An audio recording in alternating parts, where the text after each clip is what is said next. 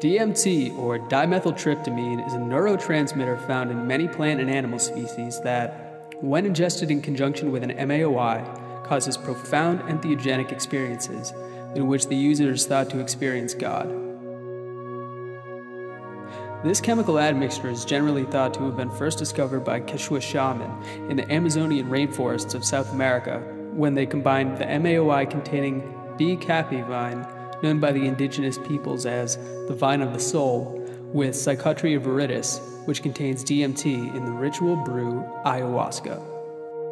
When asked by Western anthropologists where they came up with the idea to combine these two plants, out of the myriad of species that they could have blended together in the hotbed of creation known as the jungle, they explained that the plants themselves had told them to. Prior to this encounter, Westerners had little experience with the psychedelic tea.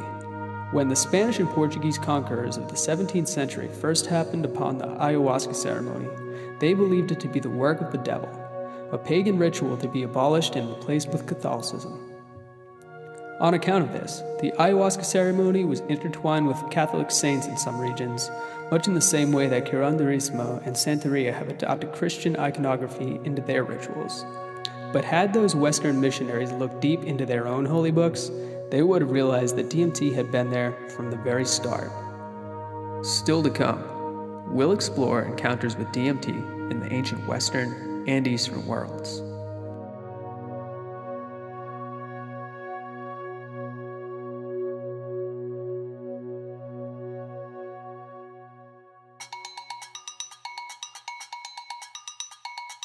Many people believe that the Quechua people of South America were the first to encounter DMT in their discovery of the ceremonial tea, ayahuasca. But the origins of this psychedelic brew have been lost in the annals of history, as these mostly egalitarian tribes lack a written history and do not approach time from the same perspective that the Western world does.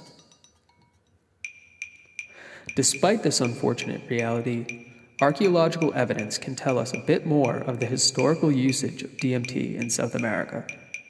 In the 1990s, a team of archaeologists uncovered a smoking pipe in Argentina made of puma bone that was found to have resin from the yopo bean, a seed pod containing dimethyltryptamine.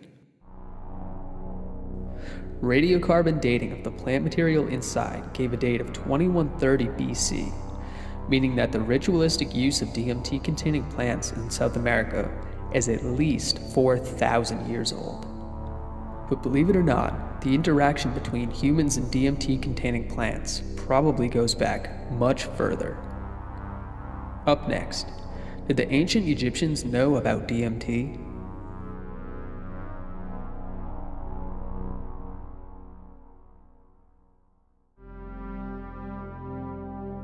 As the existence of DMT becomes more and more a part of the public consciousness, academic circles have begun to examine whether or not DMT had made its mark on the Western world. Already, evidence has come to light to suggest that this is in fact the case. For early examples of dimethyltryptamine use in Western culture, we needn't look any further than ancient Egypt. While the plants used in ayahuasca are not native to Egypt, DMT-containing plants are found literally all over the world. The ancient Egyptians were well aware of at least one of these plants, Acacia nilotica, which they called the Tree of Life. The Tree of Life is displayed prominently throughout Egyptian mythology, appearing in hieroglyphs and even being discovered in tombs that have been unearthed. Clearly, this plant was important to the ancient Egyptians. So important, in fact, that they believed Osiris, god of the underworld, was born beneath an acacia tree. And while the evidence for ritualistic use of acacia by the ancient Egyptians is purely circumstantial, their knowledge of endogenous DMT production was seemingly very sophisticated. It has been well documented that Egyptians routinely performed crude brain surgeries such as lobotomies, but it seems increasingly evident that their understanding of the human brain may not have been quite as archaic as we believe. Ancient hieroglyphs frequently feature this symbol, the Eye of Ra, the Egyptian god of the sun. This symbol was frequently celebrated in temple rituals for its life-giving powers and its protection over the spirit. But let's take a closer look. This ancient symbol looks incredibly similar to the pineal gland, the part of the brain responsible for the endogenous production of DMT, as confirmed by modern scientific experiments. Thought by many to be responsible for dreams, the meditative state, and even the near-death experience, the pineal gland is often known as the third eye, or, as Descartes put it, the seat of the soul. Is it possible that the ancient Egyptians were aware of the significance of this unassuming gland embedded deep in the tissue of the human brain? There's no way to know for certain, but it seems that various cultures throughout the ancient world were most likely peripherally aware of its existence. Up next, the ancient Indian brew that has the academic world stumped.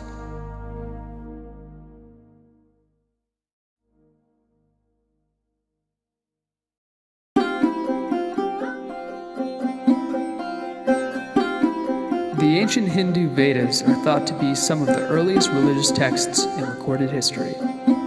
These holy books make frequent references to a beverage, soma, which they strongly praise, going so far as to call it the god of the gods. But somewhere throughout the course of history, the true identity of this plant concoction has been lost.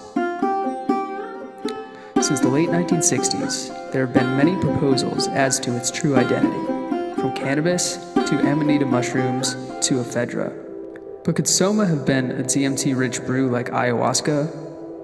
While there are many DMT-rich plants in India, evidence to suggest that the ancient Hindus were aware of it is scant. Or is it? Looking back at ancient Hindu artwork, one can see many commonalities with modern psychedelic art. Could a DMT-rich soma be responsible? What we do know for certain is that ancient India was embedded in meditation. Much of their artwork depicts a bindi, covering the sixth chakra, said to be the seat of concealed wisdom. By altering their breathing patterns to correlate with those found in a trance-like experience, the ancient sadhus may have been able to ramp up endogenous DMT secretion. And soma, whatever it was, may have altered the user's consciousness enough to allow access to these breathing methods, effectively creating the meditative state.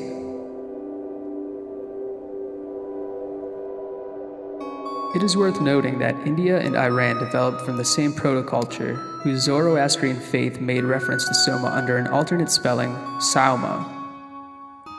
Early Iranian culture, much like ancient Indian culture, reflects usage of huama, which is believed to be the same thing. Is it possible then that hauma lived on through pre-Islamic pagan rituals, eventually finding its way into Islamic art, like the beautiful ceilings of these ancient mosques, which experts have noted to be very similar to the DMT experience? We may never know, but one thing is for certain.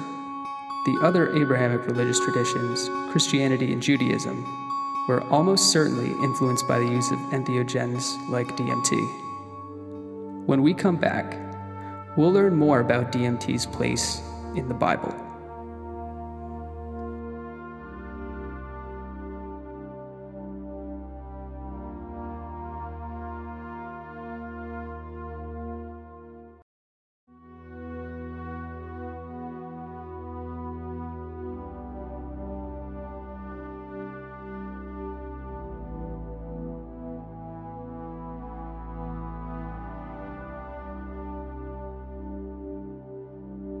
As we discussed earlier, evidence suggests that ancient Egyptians were aware of the significance of the pineal gland and may very well have understood what we now know as DMT. This is the same Egyptian culture from which virtually the entirety of Western culture and the three largest world religions has evolved. Moses, who is equivocally considered a prophet by Judaism, Christianity, and Islam, led his people out of Egypt, eventually having a revelation while speaking to a god in a burning bush on a mountaintop. But what was this bush that caused the Prince of Egypt's great epiphany, inspiring him to write the Ten Commandments? Many mainstream scientists at reputable universities around the world now believe that it may have been none other than the acacia bush. the same bush revered by Egyptian culture for having birthed their gods. Could this be a coincidence? One might argue that the desert conditions of Egypt could have caused a wild brush fire, much like the fires that plague the state of California today. If Moses was close enough to one of these bushes, even with their minimal concentration of 1 to 3% DMT, the sheer volume of acacia burned would definitely cause a profound entheogenic experience, allowing Moses to communicate with the wise God in the burning bush. But Moses wasn't the only character from the Old Testament who was seemingly aware of DMT. In one chapter of Genesis, Jacob meets God face to face, wrestling and struggling with him before eventually having his life spared. This is clearly in line with the ayahuasca experience, which many say puts you in the presence of God and allows you to face your judgment. But correlation doesn't necessitate causation. Genesis goes on to have Jacob reminisce on the event.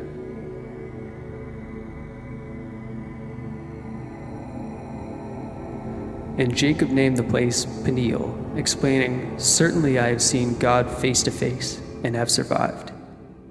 Genesis 32:30. And it didn't stop in Egypt.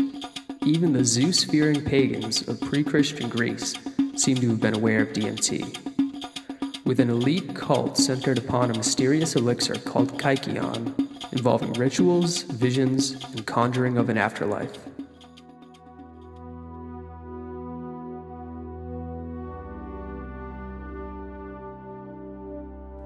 This ritual was held so sacred that in 415 BC, a Greek aristocrat was condemned for taking part in what is known as the Eleusinian Mysteries, in a private residence for recreational purposes. This ancient brew may well have been mixed with an MAOI-containing plant native to the region, such as Syrian rue, and could have been analogous to ayahuasca. This is not as far-fetched as it may seem. It is well documented that ancient Greek physicians used Syrian rue in medicine preparations, and acacia was also well revered and is native to Greece. What's more, ancient Greece saw the inclusion of the pine cone in much of its art, and may be the first culture to do so in world history. The pine cone is thought by many to represent the pineal gland, whose shape is somewhat similar to a pine cone. The same symbol has come to be found in most world religions, and is even visible on the lawn of St. Peter's Basilica in Vatican City.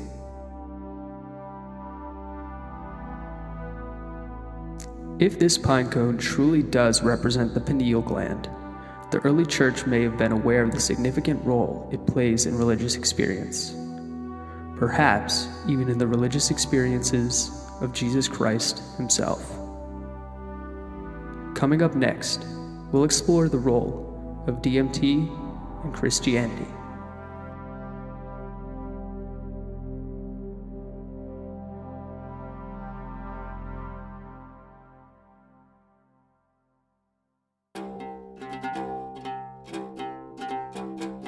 For almost all of his adult life, Jesus of Nazareth lived as a carpenter, helping his father, Joseph, and by some accounts his brothers, in the family business, as was commonplace in ancient Israel. One day, upon visiting his cousin John in the desert, Jesus had an epiphany and started his ministry, which led to arguably the largest religion in the world.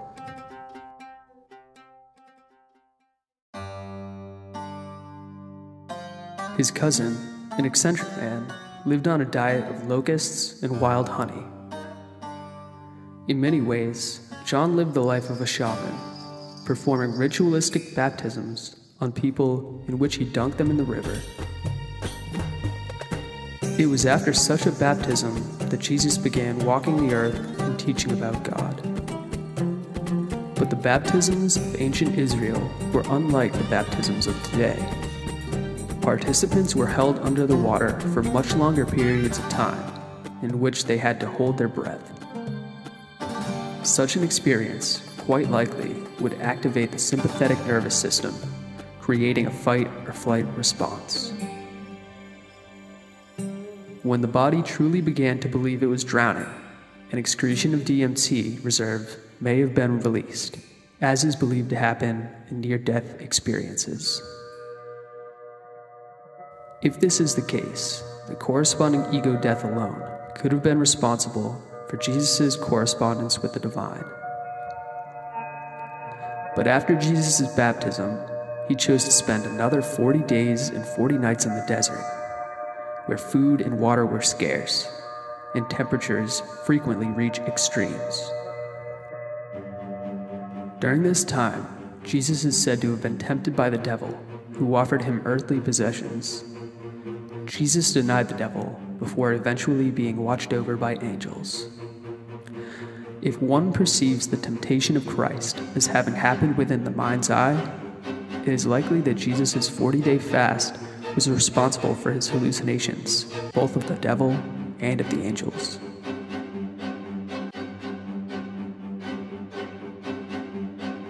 Many contemporary psychonauts believe that fasting can increase endogenous production of the neurotransmitters melatonin and DMT, which were likely responsible for these visions. Matthew 6:22 has been interpreted by some to mean that Jesus may have been aware of the pineal gland's significance in his religious experiences. If your eye be single, your whole body will be filled with light. What's more, some researchers consider the biblical manna, which is represented by the body of Christ in modern churches, to be none other than psilocybin mushrooms. While at first glance this may sound like little more than conjecture, there is evidence in the Bible to suggest that this may be true. Throughout the Bible, manna is said to be a small, round food that was delivered by God along with the morning dew. Anyone who didn't consume their fair share of the sacred gift in a timely fashion would see it go bad and breed worms within a day's time, which is often true of wild mushrooms. When Jesus shared the Eucharist, the bread of life, with his apostles, it was to induce the Holy Spirit as a shared experience of God. The bread of life, of course, was manna. An awareness of this seems to echo throughout the Gnostic sects of the early Christian church until 325 AD, when the Council of Nicaea decided on a concrete framework for the Bible. A framework that would describe less the esoteric ideals of spirituality, and more so establish a dogmatic canon of Jesus' birth, life, and death. Emperor Constantine solidified this by punishing all dissenting points of view as heresy, sentencing their practitioners to death. There is no way of knowing for certain, but this first ecumenical council may be the point in which Christian use of entheogens was suppressed by the Vatican, when it went underground and was carried on in hushed whispers throughout the Middle Ages, to be all but lost to the entirety of Western culture before finally re-emerging several centuries later, but this time within the teachings of an elusive secret organization. Coming up, could DMT have influenced the ideals of the Founding Fathers and even our own Constitution?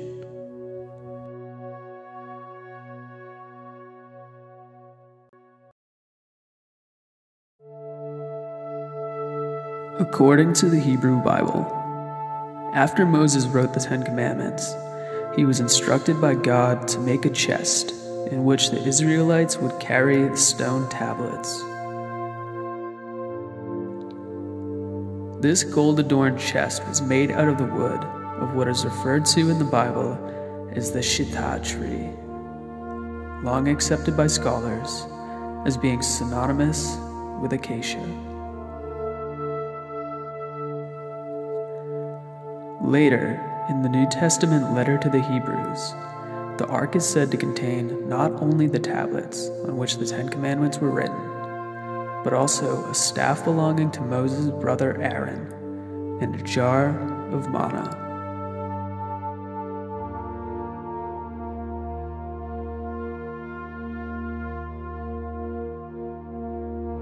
After their exodus from Egypt to the Holy Land, the Jewish people needed a place to keep the Ark, erecting Solomon's temple, in part, as its holding place. Hiram Abif was the chief architect of King Solomon's temple.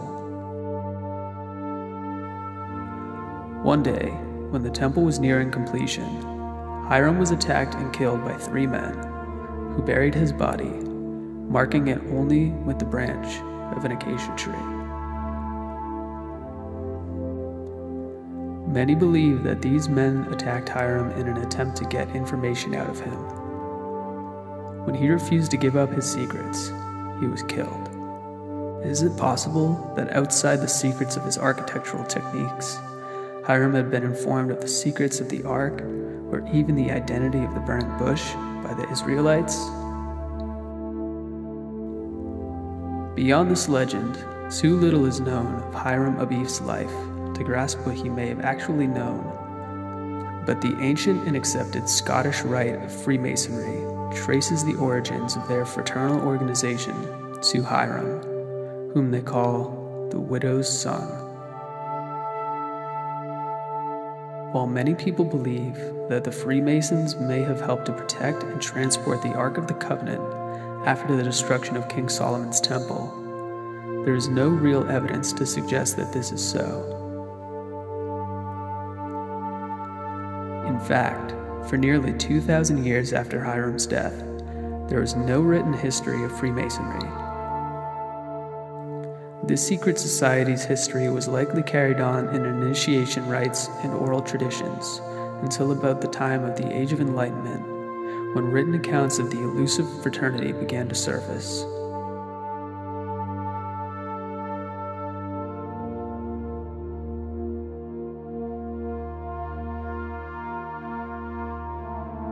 Not only is the occult symbolism of Freemasonry littered with references to an all-seeing eye, but amazingly, acacia is said to be the first matter in an alchemical preparation that is part of a sacred Masonic ritual.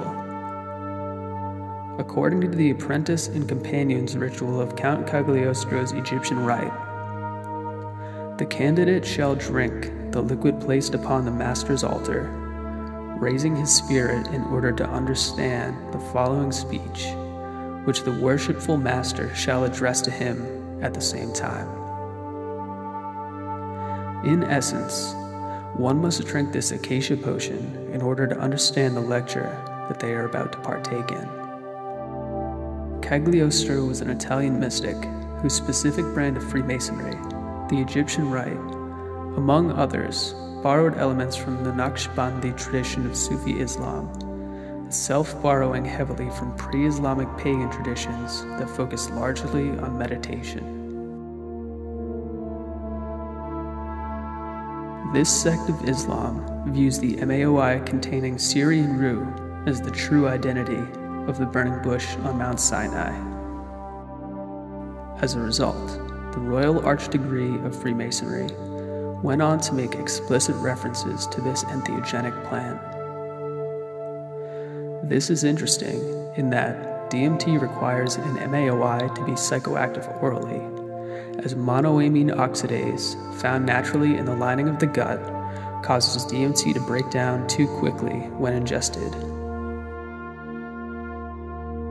It is the unity of a plant that contains dimethyltryptamine and a plant that inhibits monoamine oxidase that allows ayahuasca and similar brews their psychedelic properties.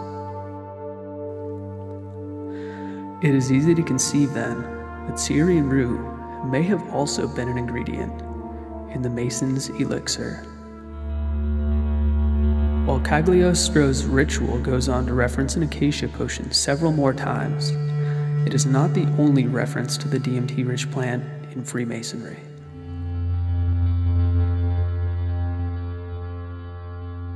In fact, acacia seems to be seminal to the organization of Freemasonry. Knowledge of its psychoactive use seems to have been entirely commonplace, at least until the early 19th century, after the death of Cagliostro and other mystics like Russia's Melusino, a practicing chemist.